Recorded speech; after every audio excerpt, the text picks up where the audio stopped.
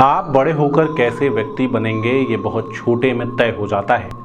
आपके कर्म कैसे होंगे ये तय होता है आपके संस्कारों से, ये तय होता है आपके समाज से और ये तय होता है आपके विचारों से। बलात्कार से ज्यादा घृणित कार्य कोई और दूसरा नहीं हो सकता।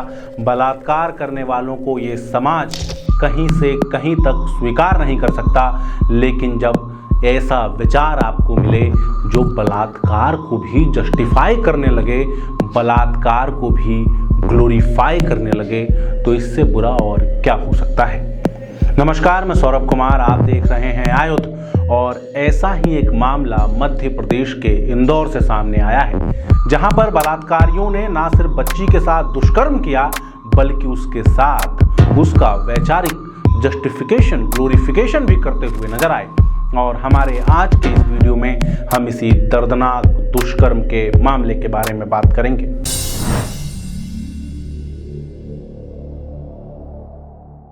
मामला मध्य प्रदेश की आर्थिक राजधानी कहे जाने वाले इंदौर का है।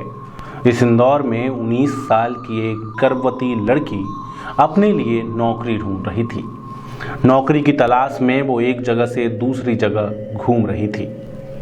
इंदौर लगातार छठी बार देश का सबसे स्वच्छ, सबसे साफ शहर बन रहा है, लेकिन इसी इंदौर में उसे घृणित मानसिकता वाले एक व्यक्ति का एक दिन मैसेज आता है। इंस्टाग्राम पर यह मैसेज उसे अरबाज की तरफ से आया था।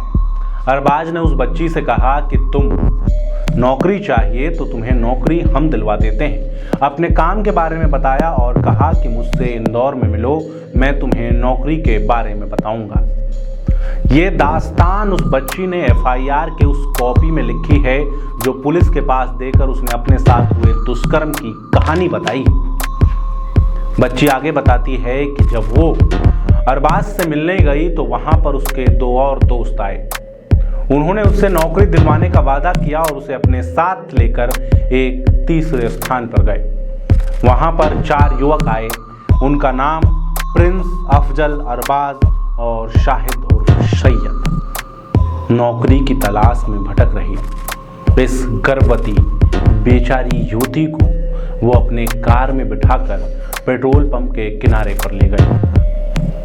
उसे नशीली दवा पिलाई और उसके बाद उसके सामने घृणित कार्य करने से पहले कुछ ऐसा कहा जो उनकी वैचारिक मनोदशा, जो उनका संस्कार, उनका समाज, उनकी अपब्रिंगिंग को दिखाता है। बलात्कार करने से पहले उस युवती से इन युवकों ने कहा कि हिंदू लड़कियों के साथ संबंध बनाने से हमें जन्नत मिलती है।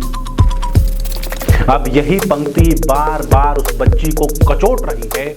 वो अदालत में खड़ा होकर अपनी बात तो कह पा रही है, लेकिन मीडिया के कैमरों के सामने आने में अभी भी डर रही है। कल थाना टुकुरुन में एक महिला ने आत्महत्या पंजीबद्ध कराया है, जिसमें 376 एवं SC/ST की अन्य धाराओं में पंजीबद्ध किया है। पुलिस ने जिन आरोपियों के नाम बताए गए थे उन आरोपियों को राउंड अप भी कर दिया है।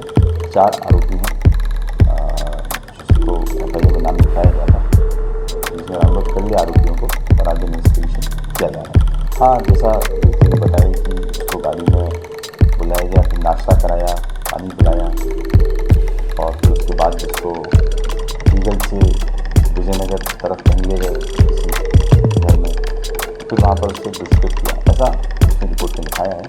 पुलिस सभी बिंदुओं पर इन्वेस्टिगेट कर रही है और जो भी सही होगा उसका करेगी। मुख्य जो आरोपी है वो अफजल है, इसके साथ एक प्रिंस और अन्य 2 आरोपी हैं।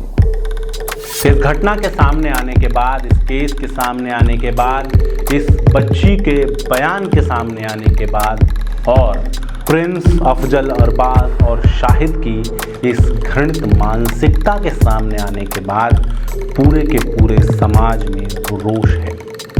लोग गुस्से में हैं, न्याय की मांग कर रहे हैं और सच्चाई तो ये है कि बलात्कार जैसे घृणित कर्म की कोई भी सजा काफ़ी नहीं हो सकती। सच्चाई तो ये है कि जो मानसिकता बलात्कार को जस्टिफाई, ग्लोरीफाई करती हो, उस मानसिकता की कोई सजा नहीं हो सकती। इसके साथ ही एक सच्चाई ये भी है कि हमें इस मानसिकता को ठीक करने की ज़रूरत है।